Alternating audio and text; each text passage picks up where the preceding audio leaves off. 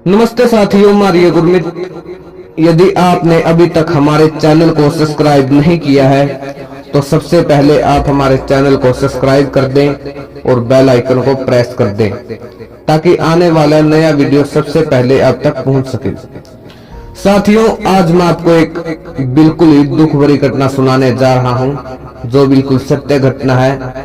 मेरा एक साथी है, गांगोली गांव से लगभग 2 या 3 वर्ष पहले हमारी मुलाकात कालवा गुरुकुल में हुई थी। तो उस समय उसने मुझे ये घटना बताई। तो उसने मुझसे क्या कहा? उसने कहा कि मैं जब 8 वर्ष का था तो मैं कुसंग में फंस गया। मेरे कई साथी भी कुचेष्टाओं में फंसे हुए थे। मुझे भी वह गुप्त पाप उन नीच मित्रों ने सिखा दिया। मैं कई वर्षों तक हस्त मैथुन अर्थात अपने हाथों से नाश करता रहा। मैं बहुत ही सुंदर लड़का था, खाने पीने में बिल्कुल चटोरा था। कई विद्यार्थी जो मेरी कक्षा में थे, मेरे से आयु में बड़े और शरीर से तकड़े थे, वे बड़े नीच व गुंडे थे। वे ऊपर से मुझसे बड़ा प्रेम करते, मुझे अनेक बार पैसे देते, बाजार से अच्छी अच्छी चीजें खरीद कर खिलाते, और जब मैं उनकी बात नहीं मानता तो वे मुझे डराते और धमकाते। उन्होंने ऐसे डोरे डाले मुझ पर कि मैं उनके जाल में फंस गया। कई वर्षों तक उन्होंने मुझे खूब खराब किया, मेरे साथ गलत काम किए। और उन्हीं दिनों स्कूल में एक अध्यापक ने मुझसे प्रेम करना आरंभ कर दिया। इसी प्रेम का कारण मेरी सुंदरता थी। उस नीच ने भी न जाने मेरे साथ कितनी बार मुंह काला किया। जब मैं इन बुराइयों में नहीं फंसा था, अपनी कक्षा में पढ़ने में प्रथम आता था, शरीर सुंदर और स्वस्थ था, अब इन बुराइयों का फल मिलने लगा। रात को सोपन में सप्ताह में 2 बार वीर्यनाश हो जाता, पेशाब में भी गड़बड़ होने लगती। अरे मस्तिष्क बिल्कुल निर्बल हो गया, पढ़ने में मन नहीं लगता, उठते बैठते बिल्कुल अंधेरी आने लगी। कई वर्ष अपना नाश करते रहने के कारण शरीर भी थोथे वृक्ष की तरह निर्बल हो गया। देखने को मुख पर अभी सुंदरता शेष नहीं बची थी। अरे पहले चेहरे पर बिल्कुल लालिमा छाई रहती थी, लेकिन चेहरा अब बिल्कुल पीला पड़ गया।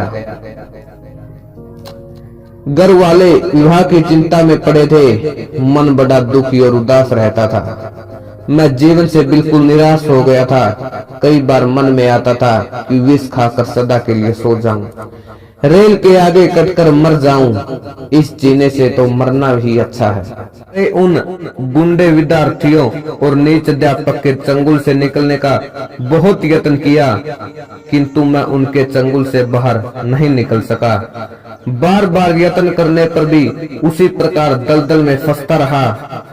लेकिन ऐसे विकट समय में डूबते को तिनके का सहारा आर्य समाज के एक सदाचारी उपदेशक का सत्संग मिला। उस सच्चे देवता ने मुझे बार बार ब्रह्मचर्य और सदाचार की शिक्षा दी। ब्रह्मचर्य संबंधी अनेक पुस्तकें उन्होंने मुझे दी और पढ़ाई। कई वर्ष लगातार घोर परिश्रम करके मुझे उन गुंडों के चंगुल से उन्होंने बाहर निकाल ही दिया। उनके सत्संग से मेरी सब बुराइयां समाप्त हो गई। प्रतिदिन व्यायाम करने से मेरे शरीर के अंदर शक्ति और बल बढ़ने लगा। अब मेरी निराशा समाप्त हो गई, बिल्कुल सच्चे आनंद का अनुभव होने लगा। और मैं मन ही मन सोचने लगा, यदि यह शिक्षा मुझे बचपन से ही मिल जाती तो मैं इस बुराई से बच जाता।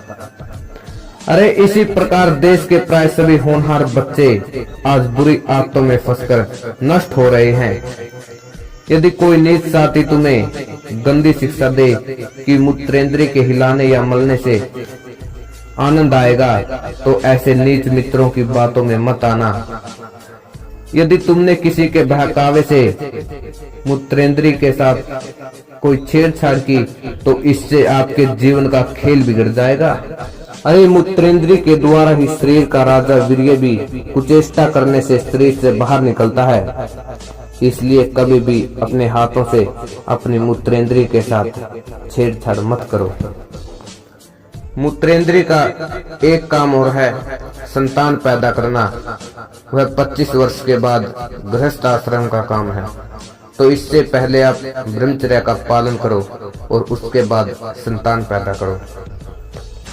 जैसे दीपक में तेल बत्ती के सहारे ऊपर चढ़कर प्रकाश का रूप ले लेता है, ठीक उसी प्रकार मनुष्य का वीर्य मस्तिष्क में पहुंचकर अग्नि का ईंधन बन जाता है। अरे ज्ञान रूपी प्रकाश का संचार करता है, मनुष्य के अविद्या रूपी अंधकार को मिटाकर मन और आत्मा को प्रकाशित करता है। प्यारे भाइयों, सारी शक्ति लगाकर शरीर के सार शक्ति के भंडार वीर्य की रक्षा करो। जैसे दूध में से घी निकाल दिया जाए तो शेष छाछ का कोई मूल्य नहीं रहता। गन्ने और संतरे का रस निकाल दिया जाए तो बचे हुए छिलकों को पैरों नीचे रौंदा जाता है। तो इसलिए आप इसका महत्व समझिए और वीर्य की रक्षा कीजिए। यदि आपको ये वीडियो अच्छी लगे तो इसको अधिक से अधिक शेयर जरूर कीजिए, ताकि और लोग भी इस बुराई से बच सकें और अपने जीवन में वीर्य की रक्षा कर सकें। धन्यवाद।